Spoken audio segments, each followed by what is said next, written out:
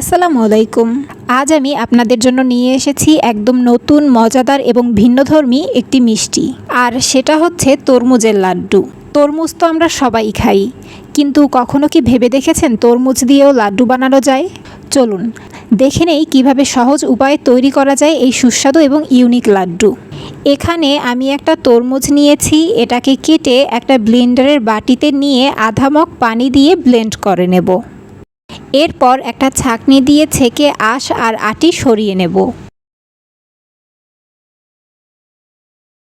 সম্পূর্ণ তরমুজের রসটা ছেঁকে নেওয়া হয়ে গেলে এখন এর মধ্যে আধা চামচ রেড ফুড কালার, 1 চামচ চিনি, স্বাদমতো লবণ, 2টা এলাচি আর দারচিনি দিয়ে নেড়েচেড়ে নিচ্ছি। এখানে যে চিনিটা দিয়েছিলাম এই চিনিটা গলে যাওয়া অবধি নাড়তে থাকবো। এরপরে চুলায় একটা ফ্রাই প্যান বসিয়ে দিয়ে তাতে কিছু লাচ্ছা সেমাই নিয়ে নিচ্ছি। সেমাইটাকে না ভেজে তার মধ্যেই তরমুজের রসটা দিয়ে দেব।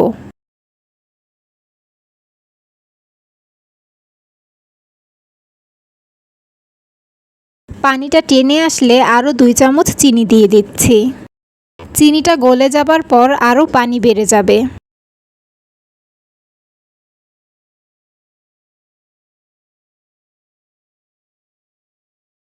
এটাকে আবারও টানিয়ে নিয়ে 2 চামচ গুঁড়া দুধ ছিটিয়ে দেব।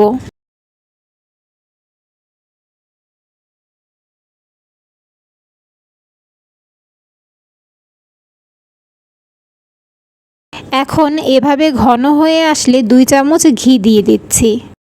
সম্পূর্ণ সেমাইটাকে একেবারে মাখা মাখা করে নিতে হবে।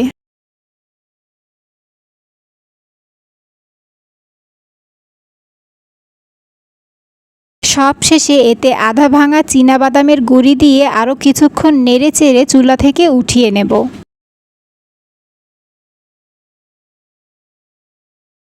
তাপটা যখন সহ্য করা যাবে তখন এভাবে গোল করে নিতে হবে।